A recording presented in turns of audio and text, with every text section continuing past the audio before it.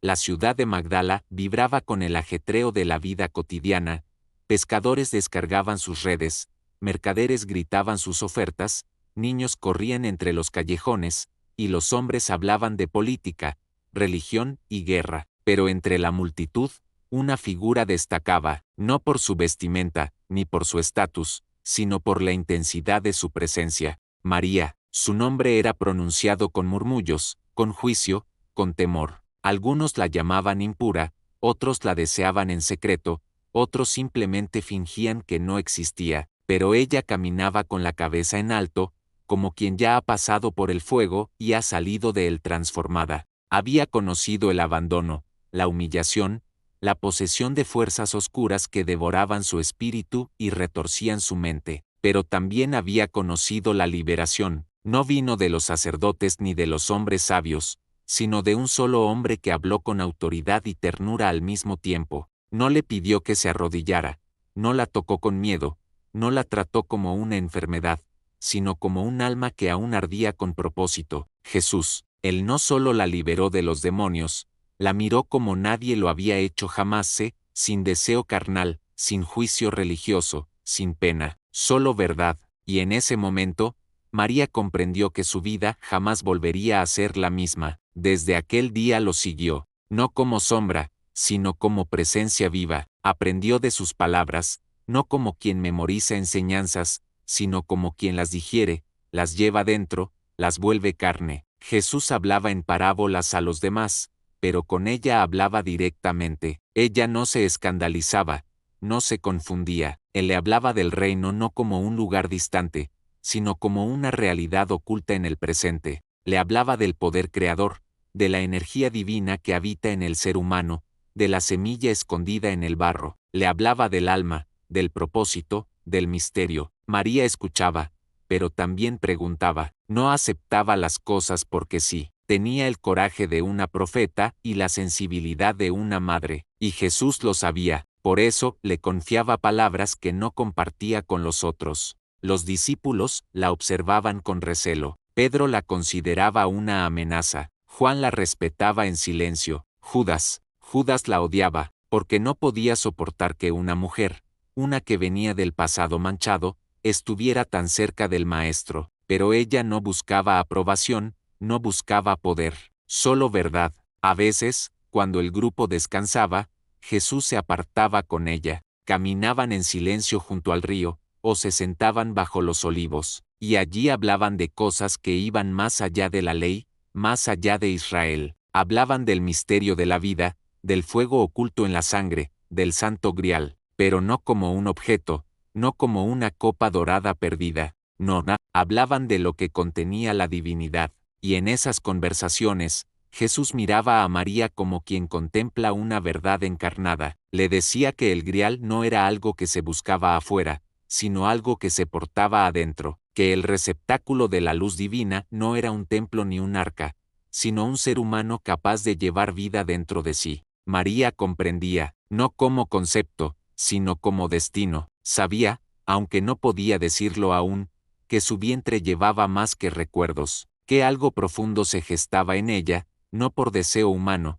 sino por destino divino. No era magia, no era invención, era la consecuencia de un amor sellado en el espíritu, más allá del cuerpo, más allá del tiempo, porque lo que ellos compartían no era romance según los hombres, sino unión según el cielo. Jesús le habló de una sangre que debía sobrevivir, de una verdad que el mundo no estaba listo para recibir. Le advirtió que la historia sería manipulada, que su nombre sería borrado, que los hombres con poder harían todo lo posible para silenciar lo que ella representaba. Le dijo que la cruz era solo el comienzo del velo, que la muerte no era el fin del mensaje, sino el velo que escondería la parte más peligrosa de la verdad, que el Mesías había amado a una mujer, y que de ese amor había nacido un linaje, un legado de luz que no se podía destruir. Ella lloró, no por miedo, lloró porque entendió que su vida sería sacrificada de otra forma, no colgada, sino silenciada,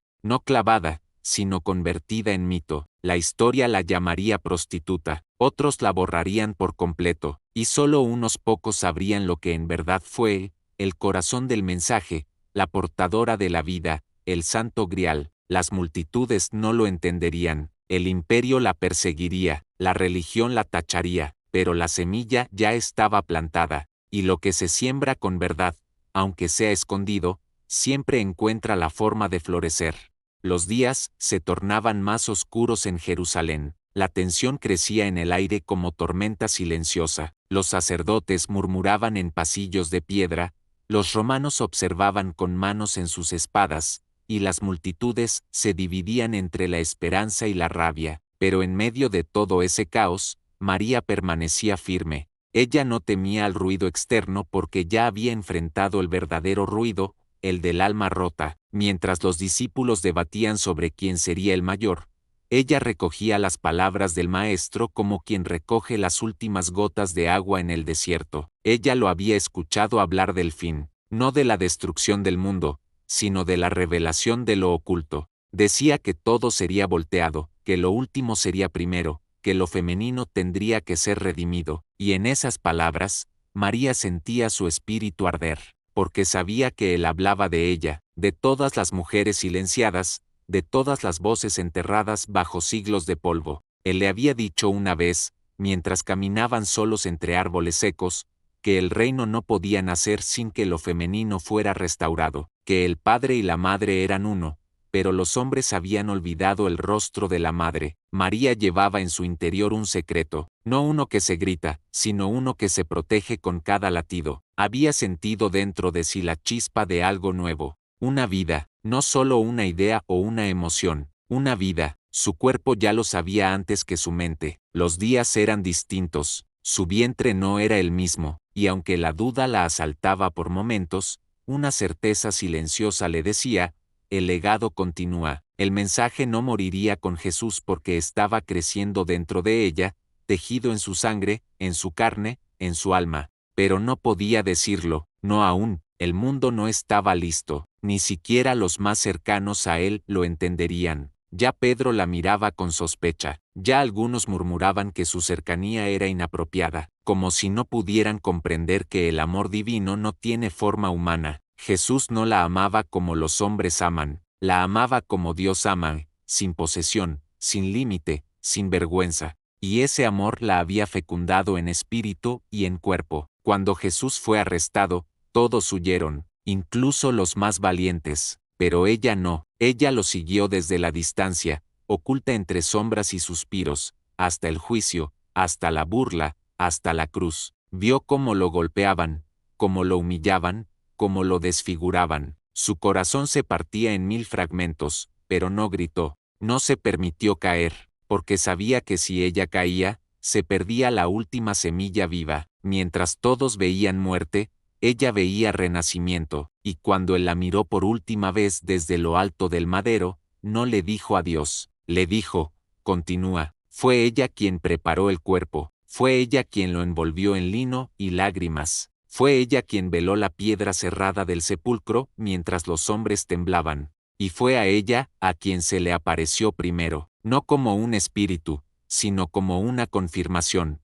Jesús resucitado no se presentó ante Pedro ni ante Juan, se presentó ante María, porque en ella estaba la continuación, porque en su vientre estaba el eco de la promesa, porque ella no había dudado, ella lo reconoció no por su forma, sino por su voz. Y cuando quiso abrazarlo, él le dijo que aún no ascendía, que había cosas que debían cumplirse, que debía partir, pero que el fuego seguiría ardiendo, y que ella debía cuidar ese fuego, aun cuando quisieran apagarlo. Le advirtió que la historia sería contada por otros, que su papel sería reducido, deformado, borrado, pero también le aseguró que la verdad tiene raíces profundas, y que un día, en un futuro lejano, se levantarían voces que volverían a contar lo que fue escondido. María guardó esas palabras como un tesoro, y desde entonces, supo que su misión apenas comenzaba. Ya no tenía al Maestro caminando a su lado, pero lo llevaba dentro, y también llevaba dentro el fruto de su unión, la esperanza viva. No era el fin, era el principio de la verdad prohibida. El sol ardía sobre Jerusalén, pero María sentía un frío que nacía desde dentro. Ya no estaba él. Las calles eran las mismas, pero todo había cambiado. Las multitudes que lo aclamaban ahora se dispersaban como si su voz jamás hubiera resonado en sus corazones. Los discípulos se escondían, temerosos. Algunos pensaban en huir lejos, otros querían reconstruir lo que quedaba, pero ninguno sabía cómo hacerlo. María, en silencio, caminaba entre ellos, invisible. Nadie preguntaba por ella, nadie buscaba su consejo, y sin embargo, ella era la única que sabía la verdad completa. Las miradas eran esquivas, los rumores crecían, decían que estaba loca, que deliraba por el dolor, que su visión del resucitado era una fantasía. Pedro hablaba con autoridad, decía que el liderazgo debía recaer en él, que Jesús lo había nombrado roca, pero María sabía que la roca no es suficiente si no hay vida, que la estructura sin espíritu se convierte en templo vacío. Pedro la enfrentó una noche, le dijo que las mujeres no podían ser portadoras del mensaje, que su lugar era escuchar, no enseñar, que sus palabras confundían a los hermanos. María no respondió con ira, sino con compasión, porque entendía que el miedo disfrazado de poder es el más peligroso de los enemigos.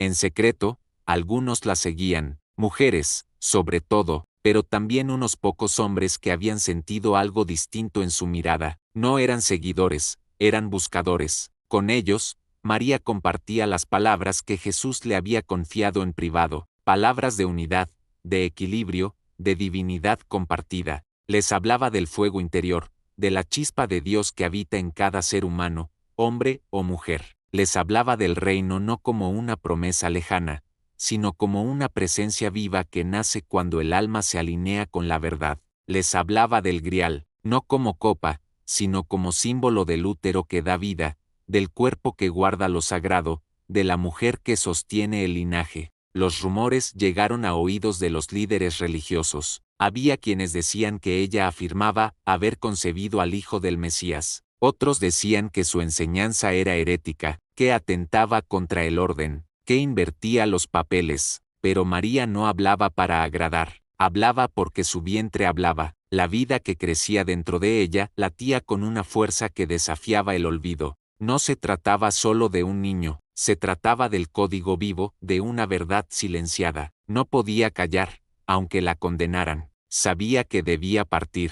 Jerusalén ya no era segura. Algunos fieles la ayudaron a escapar, disfrazada, envuelta en mantos oscuros, protegida por la noche. El viaje fue largo, hacia el norte, hacia tierras donde la memoria de Jesús aún era fresca, pero donde ella aún no era conocida. Encontró refugio entre comunidades que recordaban las enseñanzas del Maestro, pero que estaban hambrientas de más. Allí, en medio de montañas, junto a ríos escondidos, María comenzó a hablar, no en plazas ni sinagogas, sino en hogares humildes, en círculos de mujeres, en cuevas donde el fuego iluminaba rostros que buscaban sentido. Allí compartía el mensaje olvidado, que el reino está dentro, que el alma es espejo del Creador, que el amor verdadero no es posesión ni sumisión, sino fusión, que el poder no viene del trono ni del templo, sino del vientre que sabe dar vida sin miedo. Algunos la creyeron, otros dudaron, pero todos sentían algo que no podían explicar,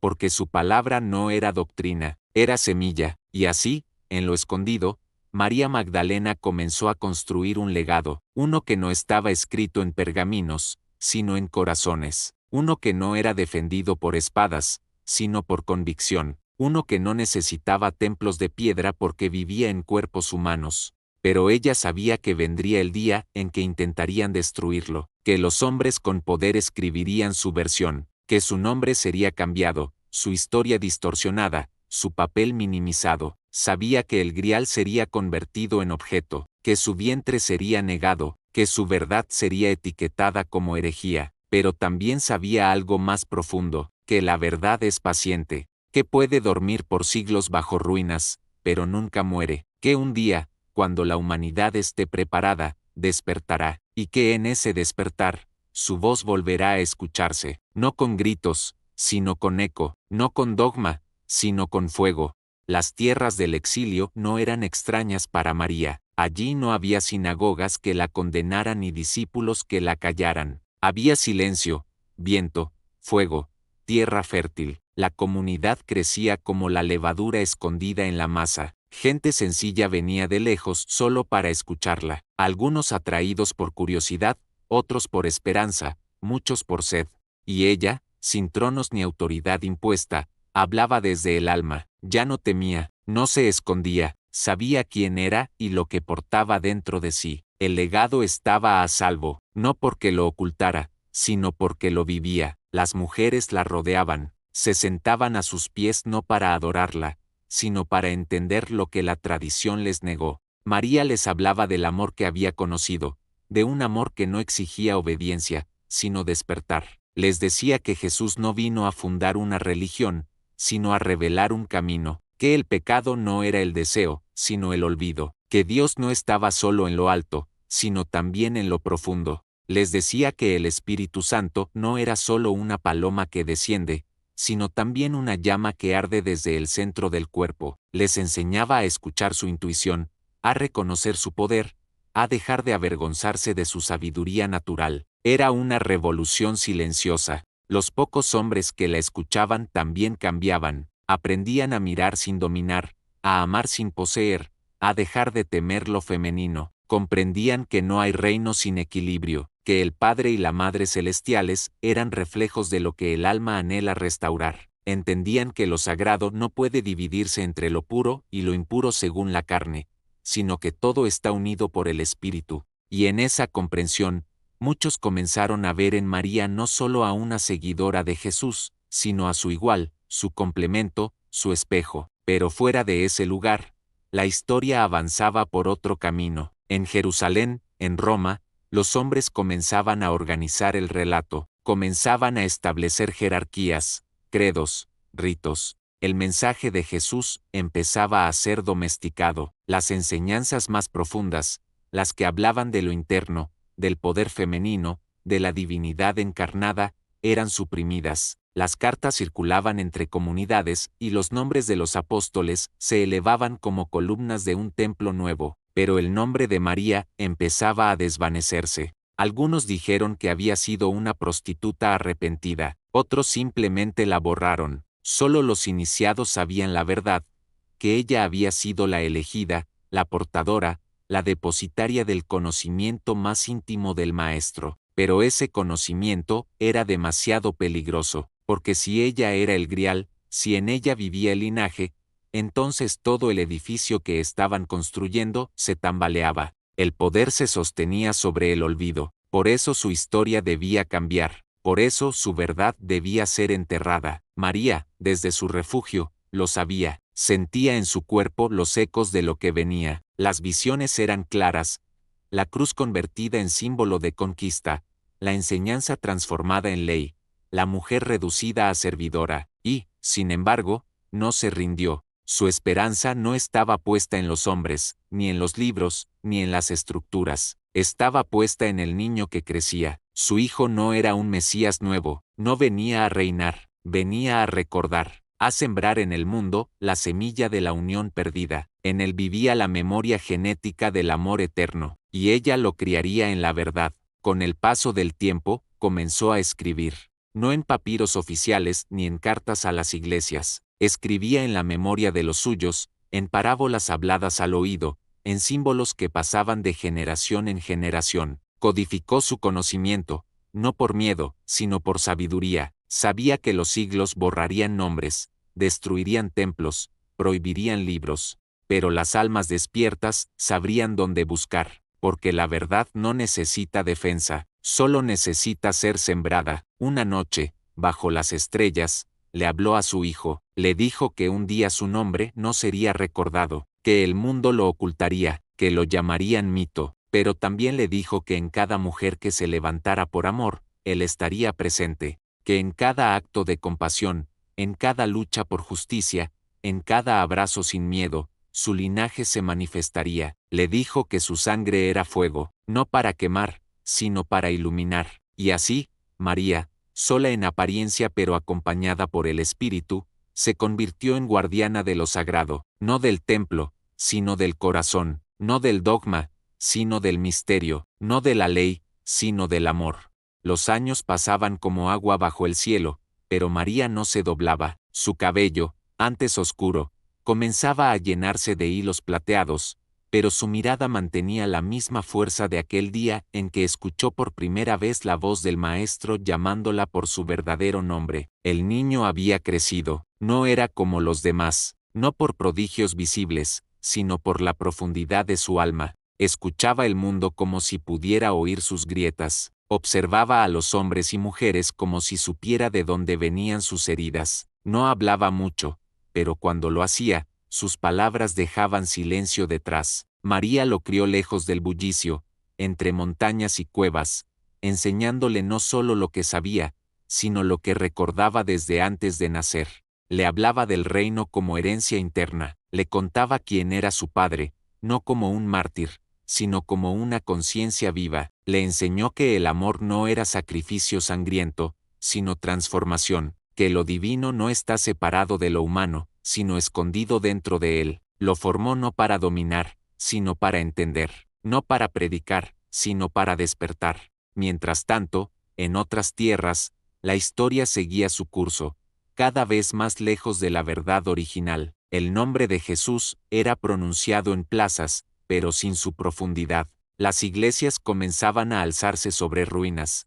Los obispos discutían sobre naturaleza divina y humana como si pudieran encerrar el misterio en palabras. El mensaje se institucionalizaba, se convertía en estructura, en jerarquía, en control. La figura de María Magdalena se desfiguraba cada vez más. Ya no era la compañera, la iniciada, la portadora. Ahora era la pecadora redimida, la que lavaba pies, la que lloraba, nunca la que hablaba, nunca la que enseñaba. La herejía más grande era admitir que Jesús había confiado en una mujer. Por eso, su figura debía diluirse. María observaba desde lejos todo eso, no con ira, sino con una tristeza antigua, pero también con esperanza, porque mientras las cúpulas crecían, también crecía en lo oculto una red silenciosa de guardianes de la verdad, hombres y mujeres que conservaban los dichos no escritos, las enseñanzas de los encuentros íntimos, las memorias no autorizadas. Algunos de ellos habían estado con ella, otros eran discípulos de sus discípulos, grupos pequeños,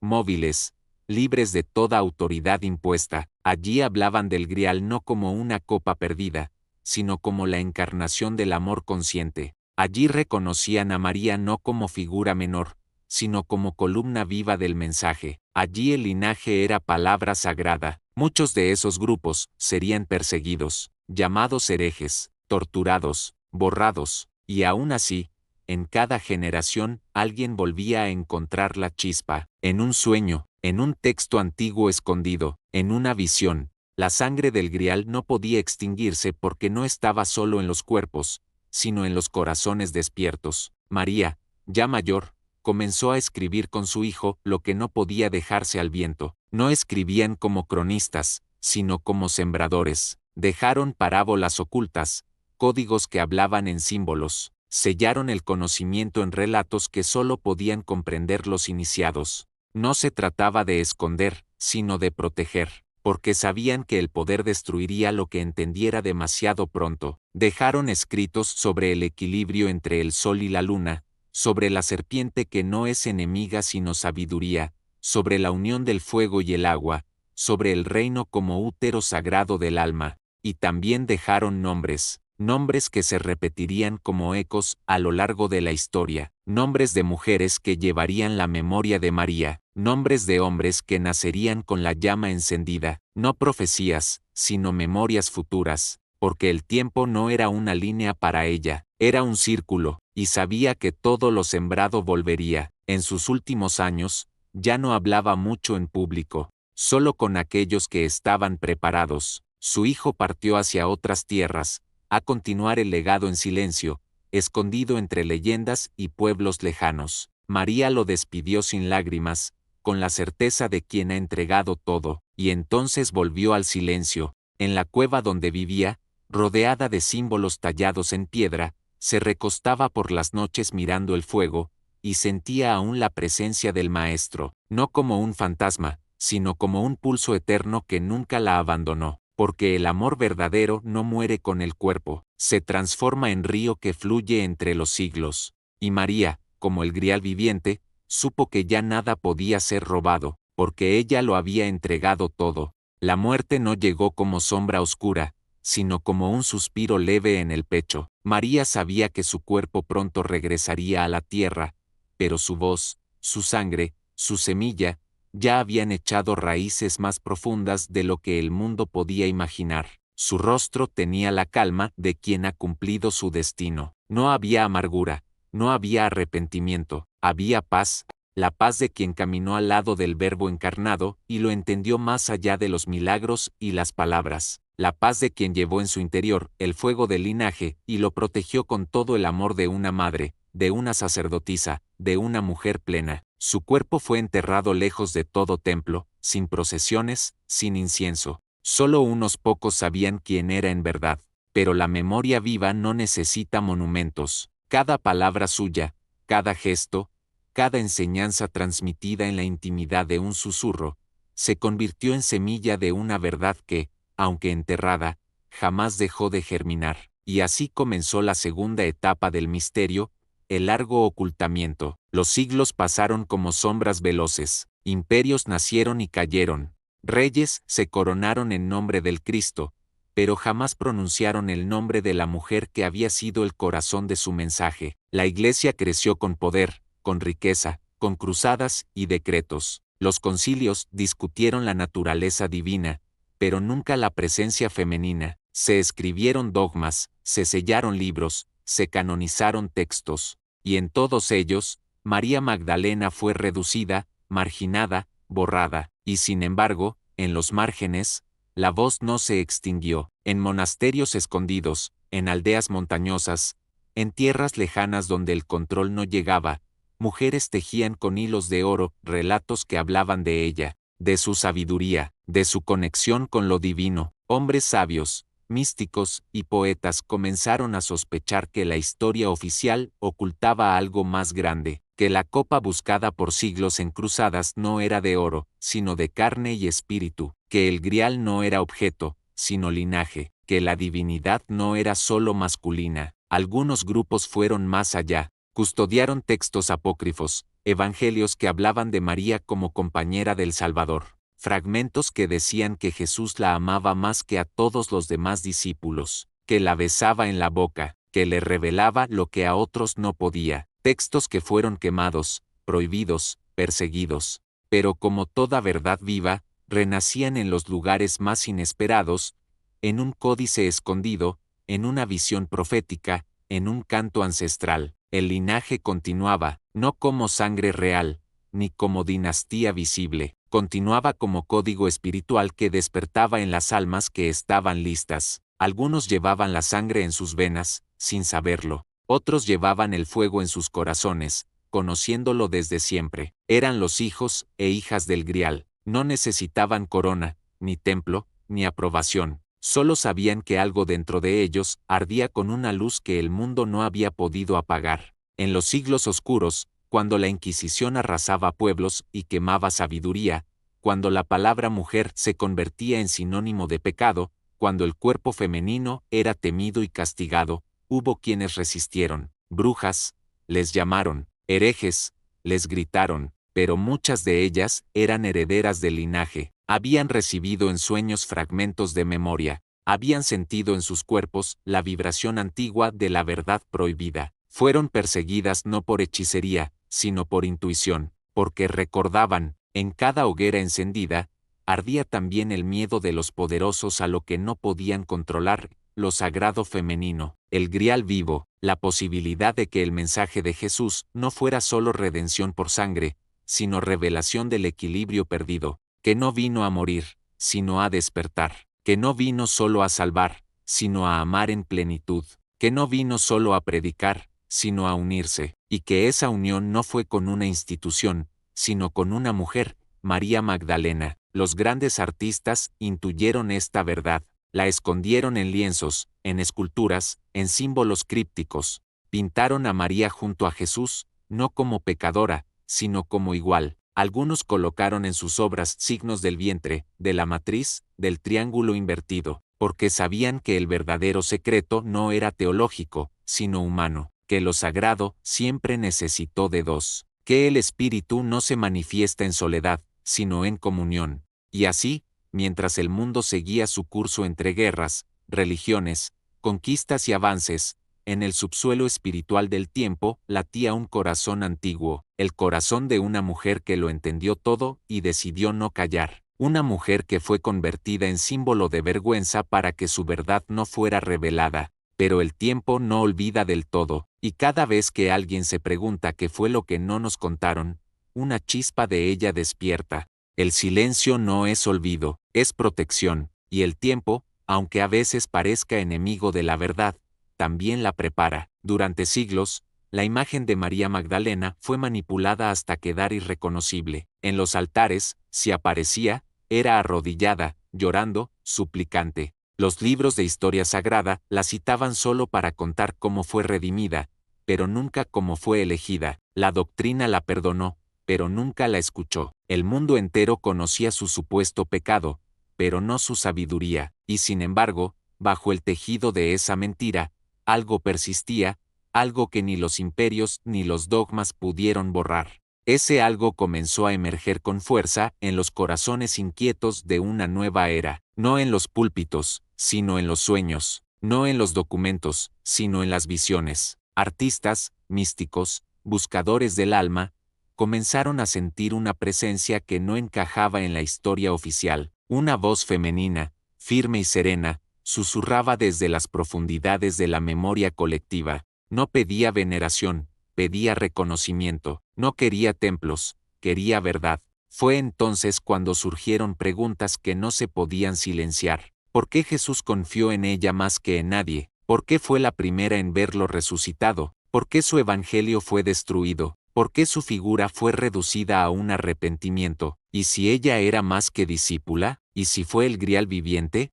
¿Y si dentro de ella se plantó el linaje que la historia no pudo contar? Los documentos ocultos comenzaron a salir a la luz. Evangelios hallados en desiertos, códices escondidos por siglos, textos prohibidos por concilios que temían su contenido. En ellos, María aparecía como compañera, como iniciada, como transmisora de los misterios. Se hablaba de un amor sagrado, de una unión espiritual y física que encarnaba la plenitud de lo divino. Se hablaba del Cristo no como un Dios distante, sino como un hombre que amó en cuerpo y alma a una mujer que era su igual, y ella, María Magdalena, era la portadora de ese misterio. Los guardianes del viejo poder temblaron, intentaron desacreditar, ridiculizar, callar otra vez, pero la verdad ya no estaba en una sola voz, estaba repartida en miles. Mujeres que soñaban con ella, hombres que veían en sus rostros la herencia olvidada, niñas que sentían que algo en su interior respondía a su nombre, ancianas que sabían sin haber sido enseñadas. Era la memoria del grial despertando en quienes llevaban el código, no un código biológico únicamente,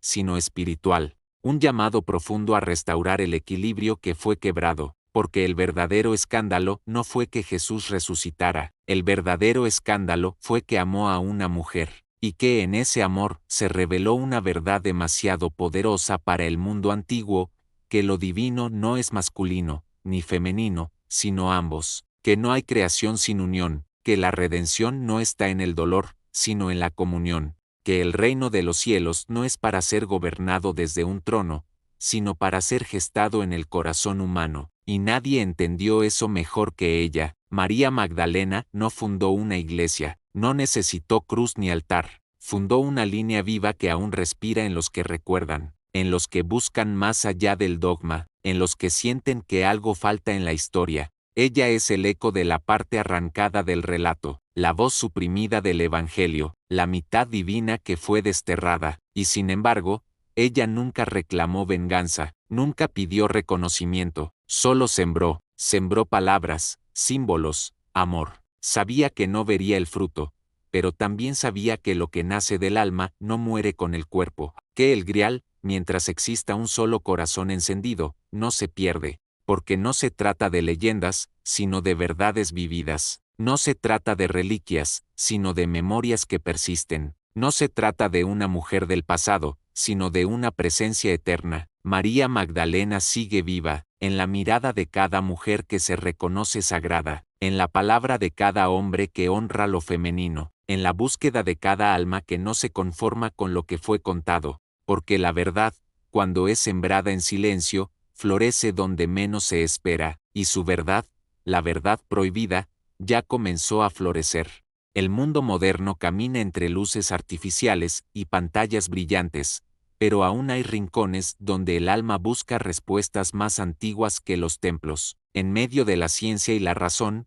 una voz resurge, suave pero insistente, una voz que viene de lejos, pero que habla al presente. No está en los libros de historia ni en las doctrinas, pero resuena en el corazón de quienes no aceptan vivir a medias. Es la voz de ella, de la que fue silenciada, borrada, tergiversada, de la que lo supo todo, pero eligió sembrar en vez de pelear, de María Magdalena. Hoy, el Grial ya no se busca en castillos olvidados ni en tumbas selladas, porque quienes buscan con el alma ya saben dónde encontrarlo, no en objetos antiguos, sino en el vientre de la conciencia, en el despertar de lo femenino sagrado, no como género, sino como energía que nutre, que da forma, que da vida, esa energía que fue despreciada por miedo, que fue controlada por temor a su poder, que fue encerrada en roles, en símbolos, en silencio, pero todo lo que se encierra, al final, se transforma, y ahora,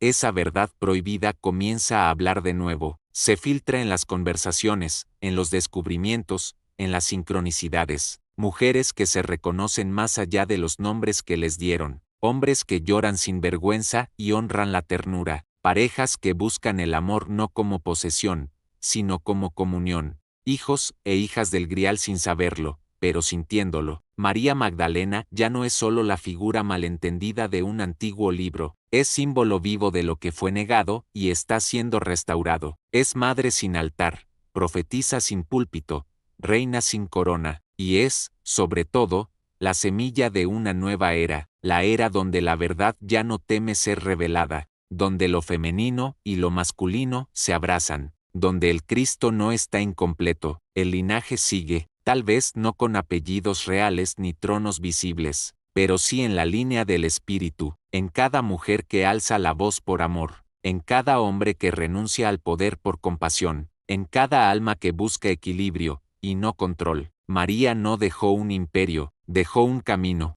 uno que no necesita mapas, porque se encuentra en el interior. El eco de su verdad recorre aún las piedras antiguas, las catedrales lo niegan, pero los muros lo han escuchado, las escrituras lo ocultan, pero los símbolos lo susurran. Está en los números sagrados, en las geometrías escondidas, en los códices que resisten. Está en el canto de los que recuerdan, aunque no sepan por qué lloran cuando oyen su nombre. María Magdalena no fue solo una mujer, fue un puente, entre el cielo y la tierra, entre el cuerpo y el espíritu, entre el amor humano y el amor divino. Fue la manifestación de la parte olvidada de Dios, y sigue siendo, porque una verdad sembrada en el corazón no muere, solo espera su momento, y su momento ha llegado. En las universidades se debate, en las iglesias se esquiva, pero en los corazones despiertos ya nadie lo puede negar.